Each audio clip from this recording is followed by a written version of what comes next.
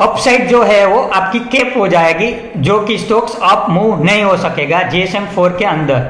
सो GSM 1 से लेके GSM 4 का जो अलग अलग क्राइटेरिया है उसका हमने स्टडी कर लिया है। जीएसएम 1 में आपको 100% मार्जिन लगेगा, जीएसएम 2 में आपको 150% मार्जिन लगेगा और ट्रेड टू ट्रेड में ट्रेड होगा। 50% मार्जिन आपको 3 महीने के बाद रिलीज होगा। जीएसएम 3 में आपको 200% का मार्जिन लगेगा, एवरी मंडे उसका ट्रेड होगा और ट्रेड टू ट्रेड में ही ट्रेड करेगा। और जीएसएम 4 में आपको 200% का मार्जिन लगेगा और अपसाइड मूवमेंट कैप हो जाएगी। अभी वो जो लेवल पे स्टॉक चल रहा है उससे ज़्यादा वो अप नहीं हो सकता है, सिवाय उसको जीएसएम 4 से जीएसएम 3 या तो जीएसएम से बाहर किया जाएगा तब तक। अब हम बात करते हैं लाइव एग्जांपल की, यानी मंडे से ये पर्टिकुलर जो लिस्ट है वो जीएसएम के लिए एप्लीकेबल हो जाएगा, क्योंकि ये रिसेंटली 26 जुलाई के दिन ये पर्टिकुलर लिस्ट बीएसई की ओर से डिक्लेयर होता हुआ नजर आ रहा है। सो बेसिकली यहाँ हमने जो क्राइटेरिया देखा है उसके बारे में आप देख सकते हो कि क्राइटेरिया जहाँ 1-2 दोनों मैच होता है वो क्राइटेरिया 1-2 लिखा है। बाकी जहाँ क्राइटेरिया 1-2 जो भी मैचिंग पर्टिकुलर स्क्रिप्ट्स के हिसाब से हो रहा है वो पूरा का पूरा शॉर्ट लिस्टिंग बीएसई की ओर से यहाँ हमको मिल जाता है। अब हम बात करते हैं उसका एनेक्सर 2 की, तो यहाँ आप देख सकते हो list of securities retain in GSM, यानी जो भी सिक्योरिटीज है वो जीएसएम में अभी कंटिन्यू हो रही है after the revision. So GSM का जो रिवीजन होता है क्वार्टरली बेसिस पे होता है, यानी almost quarter on quarter revision होता है। अभी जुलाई 27 के टाइम पे रिवीजन हुआ था, अब नेक्स्ट रिवीजन होगा सितंबर के 10 के around. So basically quarter on quarter और ईयरली रिवीजन जीएसएम का होता है। सो मार्च महीने का पूरा जब क्वार्टर होता है यानी एनुअल रिपोर्ट आ जाता है, उसके बाद एक रिवीजन होता है और एक क्वार्टर का रिजल्ट आ जाने के बाद उसका रिवीजन होता है। सो 5 टाइम्स इन ए ईयर ये पर्टिकुलर जीएसएम का रिवीजन होता है।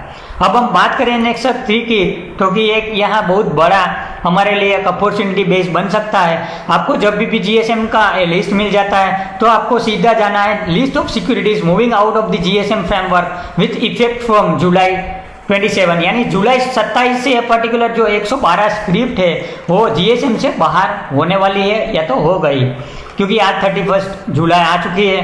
सो बेसिकली आपको पर्टिकुलर ये पूरा लिस्ट निकाल लेना है। यहाँ आपको एक एक करके आपको बीएसई की साइट पे जाना है और जो भी जीएसएम उसका लग रहा है उसको यहाँ आपको नोट डाउन कर लेना है। 2, 3, 4 जो भी है एक बार कर लेना है। फिर आपको 3 और 4 में जो भी स्टॉक्स है उस पर आपको फोकस करना है, उसका एनालिसिस करना है, उसका रेवेन्यू देखना है, प्रॉफिट एंड लॉस देखना है, बैलेंस शीट में नजर करना है, शेयर होल्डिंग पैटर्न देखना है, उसका पी देखना है, शेयर्स की मूवमेंट देखनी है, 52 वीक हाई लॉस देखना है। ये सब चीज़ देखने के बाद आपको उसका ट्रेंड देख लेना है। रिसेंटली मैंने एमएफएल इंडिया एक रिसेंट एग्जाम्पल है जो कि एक बहुत पेनी स्टॉक्स माना जाता है, but A particular stocks GSM 3 में चल रहा था। एग्जाम्पल के दौर के लिए मैं आपको बता रहा हूँ, ये एमएफएल इंडिया लिमिटेड जो 19 पैसा उसका रेट चल रहा है, आज तक वो जीएसएम 1, 2 और 3 में चला गया था।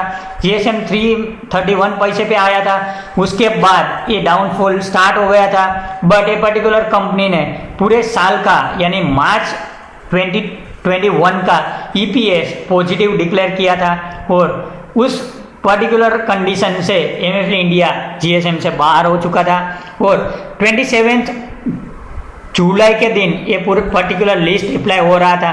सो बेसिकली एमएफएल इंडिया में मैंने मेरी पोजीशन पर्सनल लेवल पे बनाई हुई है। सो काफ़ी सारे अलग अलग ऐसे स्टॉक्स है, 7 Seas Entertainment Limited, Harish Textile भी है, काफ़ी सारे अलग अलग स्टॉक्स है जो जीएसएम 2, 3 और 4 पे ट्रेड हो रहा था और अचानक से उसको जीएसएम से बाहर किया गया due to fulfilment of the yearly requirement. और काफ़ी सारे अलग अलग स्टॉक्स ऐसे भी है जो आज की डेट में अच्छा खासा परफॉर्मेंस दे रहा है। यहाँ आप देख सकते हो सनराह टेक्निकल टेक्सटाइल लिमिटेड अच्छी कंपनी है, रिसेंटली प्रमोटर ने प्रेफरेंशियल अलॉटमेंट भी किया हुआ है, बट कुछ ना कुछ कंडीशन फुलफिल नहीं होने की वजह से, कोई कंप्लाइंस नहीं होने की वजह से कंपनी जीएसएम 3, 4 में चल रही थी, अभी जीएसएम से बाहर हो चुकी है। सो बेसिकली ऐसी कोई भी कंपनी आपके नज़र में है तो आप उसका स्टडी करके उसमें निवेश कर सकते हो। यहाँ चांसेस बनता है कि आपको एक बार एक पर्टिकुलर शेयर्स जीएसएम से बाहर हो जाता है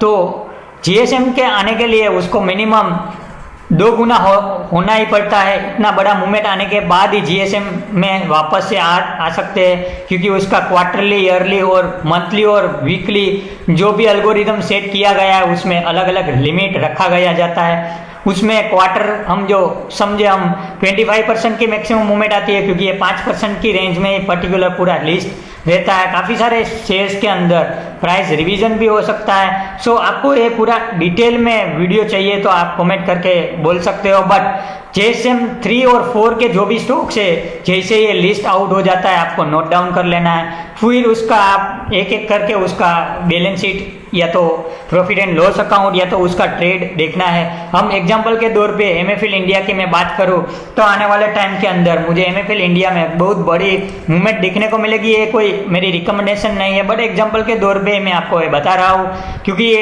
ये अभी ASM ST स्टेज 1 में आ चुका है। काफ़ी सारे एक ही अकाउंट से बार बार ऑर्डर जाने के चक्कर में ये एडिशनल सर्वेलेंस मेजर में आ चुका है। बट ASM को हमको इतना बड़ा कोई प्रॉब्लम नहीं है, हमको GSM से ही बड़ा प्रॉब्लम रहता है। तो यहाँ आप देख सकते हो कि एक बार GSM से 27 को निकल जाने के बाद यहाँ आप अपवर्ड मूवमेंट देख सकते हो। लास्ट फ्राइडे के दिन भी 2 crore buyer a particular stocks में थे और अभी नया रेंज में स्टॉक्स ट्रेड हो रहा है। आप देख सकते हो वॉल्यूम भी कितना कम हो चुका है, क्योंकि अभी मार्जिन एडिशनल नहीं लग रहा है। आपको ये पर्टिकुलर शेयर 35% में मिलेगा। सो कहने का मतलब ये है कि एक बार ये आप GSM का रिव्यू जब भी होता है वो टाइम पे आप ये पर्टिकुलर एक्सरसाइज करते हो तो आपको ये पर्टिकुलर एनालिसिस में थोड़ा बहुत इंटरेस्ट मिलेगा। यहाँ आप देख सकते हो कि हम उसका क्वार्टरली EPS देखते हैं तो ये पर्टिकुलर मार्च का 0.008 आया था। फुल ईयर का EPS आप देख सकते हो 5 पैसे के ऊपर है, इसीलिए GSM से वो बाहर आ चुका था।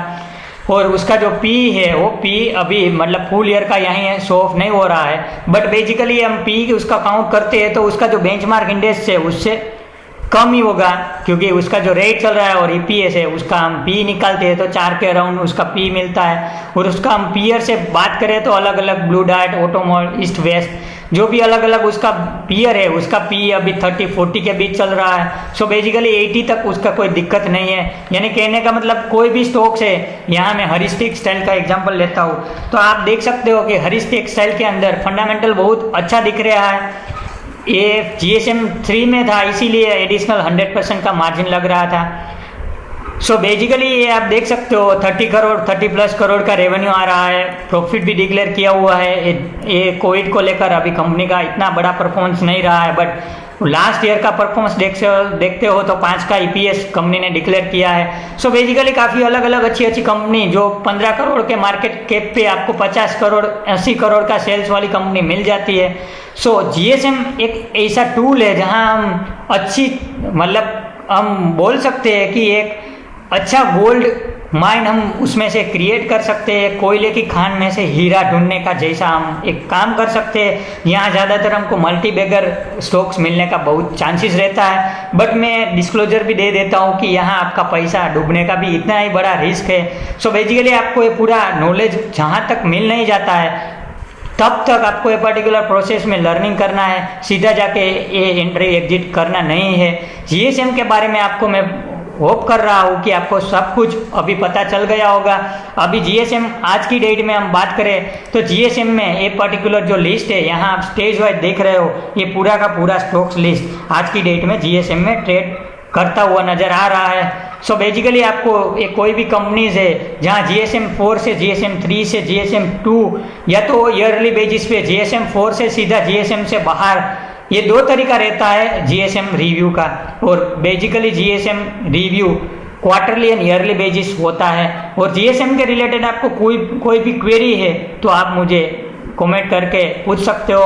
आशा करता हूँ कि आपको GSM रिलेटेड काफ़ी सारी इन्फॉर्मेशन यहाँ से मिली होगी और आने वाले टाइम में हम ऐसे फ्रूटफुल वीडियोस बनाने की कोशिश करेंगे। आपकी कमेंट का मैं वेट करूँगा कि आपको कौन से टॉपिक पे जानना है और उस हिसाब से हम आगे का सेशन रखेंगे। बस इसी के साथ हम आज का GSM का वीडियो समाप्त करते हैं। Thank you.